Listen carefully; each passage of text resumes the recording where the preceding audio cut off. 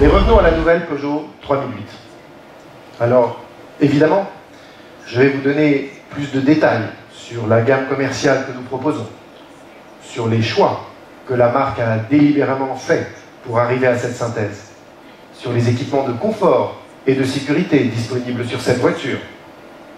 Mais je souhaiterais avant tout revenir quelques instants sur la stratégie développée par Peugeot depuis quelques années. Et cette stratégie, elle peut être résumée en 3 axes. Et tout d'abord, l'ambition de Peugeot à monter en gamme. Cette ambition peut s'illustrer au travers de ses finitions haut de gamme, et notamment celles à connotation sportive.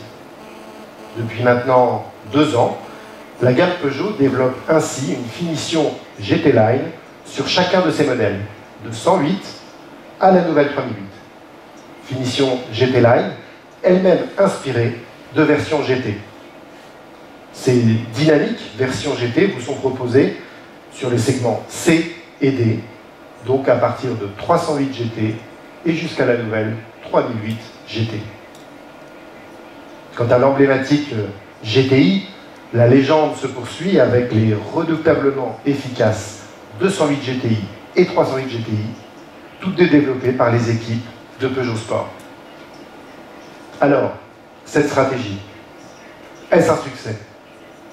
Incontestablement, oui. En Europe, la part de nos véhicules équipés de niveaux de finition supérieurs à partir de notre niveau 3 allure, et donc jusqu'à ces finitions GT Line, GT, GTI, représente désormais 44% de nos ventes.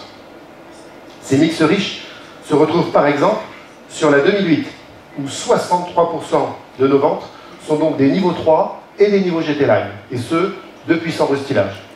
Ou encore sur l'ensemble de la famille 308, avec 48% de son mix.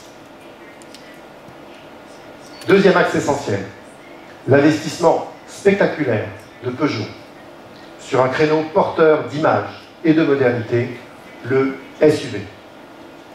Alors vous le savez bien, depuis plusieurs années, et quel que soit le segment, le marché du SUV explose partout dans le monde. En Europe, dans le segment C, les ventes de SUV ont été multipliées par 2,5 depuis 2009. L'année dernière, il s'est vendu sur le marché européen plus de 1 560 000 SUV du segment C. Et nous constatons encore une augmentation de 21% sur les 7 premiers mois de l'année par rapport à l'année dernière. Désormais, en Europe, une voiture sur 10 appartient à la famille des C SUV. Et si on élargit le champ à l'ensemble des véhicules vendus en Europe, tous segments confondus, une voiture sur 4 est désormais un SUV. Alors le programme mis en place par Peugeot, il est ambitieux. Pas moins de 5 nouveaux SUV à la gamme en moins d'1 an. Cette offensive marquante a débuté en mars dernier avec la présentation du nouveau 2008. Alors qu'en Chine, la précédente génération de 3008 continue sa carrière avec un nouveau restylage, nous avons dévoilé en mai le nouveau SUV 3008. En septembre, la version rallongée de ce 3008 a été dévoilée en Chine sous l'appellation de 4008. Et enfin, il y a quelques jours, au Mondial de Paris, vous a été dévoilé le nouveau SUV 5008, qui est donc le 5e SUV de la marque à être dévoilé en 7 mois. Troisième axe, assurer le succès de la marque à l'international en donnant une dimension mondiale à ses produits. La silhouette SUV est un succès mondial et le nouveau SUV 3008 a été développé pour s'inscrire dans cette vocation en partant à la conquête de tous les continents en moins de 4 mois. Il sera ainsi commercialisé sur l'ensemble des destinations d'ici janvier 2017.